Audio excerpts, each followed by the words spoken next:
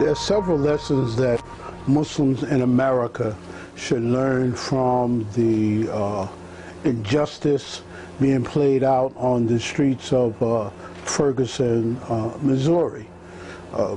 Firstly, it's very important to understand that what exploded in the street in Ferguson cannot be looked at in isolation from what's going on all around America. Right here in New York City, day before yesterday, we just had a massive demonstration, thousands of people from all walks of life out in the street, not because of what happened in Ferguson, but because of the police killing of a young man named Eric Garner, who was killed by police officers using an illegal chokehold on him. And then also we're now aware of another young man that was killed in Los Angeles.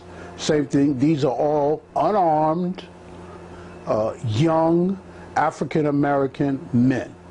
And then right around this same, about a week ago, footage surfaced. You know, this is part of the blessing of being in the technological age. Everybody's carrying a camera in their pocket. So when these injustices unfold, there's some other civilian person taping.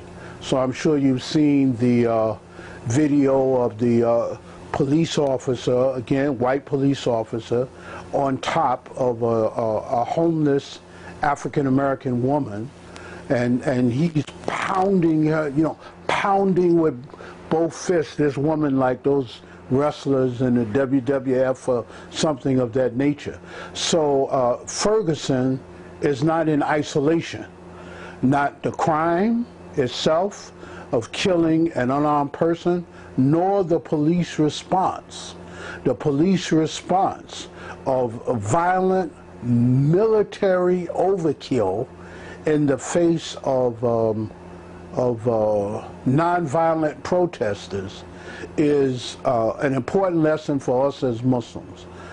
Lesson number one, the issue of police brutality and police use of excessive force vis-a-vis innocent, unarmed human beings.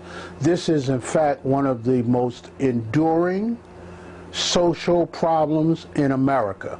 This is not a new problem. This is not a 100-year-old problem. This is a couple of 100-year-old problem. Going all the way back, I was in a meeting a few days ago of religious leaders here in the city.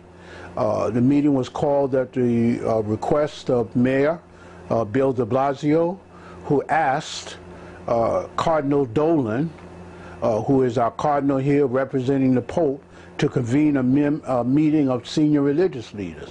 So we all in the Cardinal's residence, Christians, Jews, Muslims. And I pointed out that ever since the end of the Civil War in America, when those laws that came to be known as the Black Codes were implemented, law enforcement has been anti-people of color generally and anti-black people in particular. This is the reality. This problem of police excessive use of force and police brutality is starting in the South, then it spread to the North as African Americans themselves migrated to the North, and we've been having a problem ever since.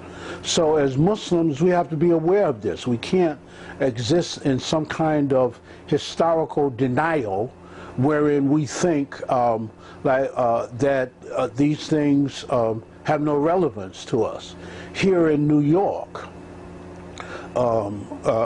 several years ago, what ignited grassroots activism around issues of police accountability was the killing of a young, unarmed, Muslim, black, young person whose name was Amadou Diallo, who was a West African Muslim immigrant, went to the mosque every day. Good Muslim, went to school and worked on the side. He had the misfortune of living in a poor African American neighborhood, and so he was gunned down unmercifully. I think at that time he was killed by 42 shots, and the police didn't know nothing about him being Muslim. They just looked at him and saw a black man. Okay. Then a couple of years after that, another Muslim was killed. His name was Usman Zango. Same thing, unarmed, good Muslim brother, etc. So again, the Muslims cannot act as if we living in some kind of vacuum. The march that we had here Saturday, there were thousands of people out there, all walks of life, not just black people.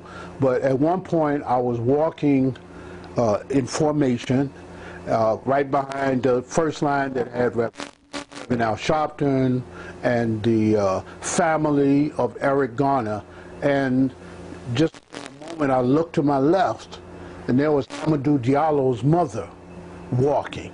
So we gave each other salams and whatnot. She introduced me to another mother who was walking with her, whose son was killed by the NYPD about a year or so ago, year and a half. His name was Muhammad Ba. Another, in this case, Muhammad Ba was at home and started acting kind of disoriented, mentally. His mother, out of concern for him, called the police seeking help. I need y'all to come. Something's wrong with my son. He's speaking incoherently. This is not him. By the time the smoke cleared, her son was dead, killed by NYPD, you see? So the Muslims in New York, the Muslims in Philly, Muslims in the Midwest, Muslims in California, particularly those of us who are African Americans and Latinos, we're right in the crosshairs of this injustice. And Muslims who are not African American or Latino, they cannot be concerned about the injustice of the taking of innocent life overseas somewhere where they come from, and then ignore the taking of innocent life under identical circumstances right down the block from where they are.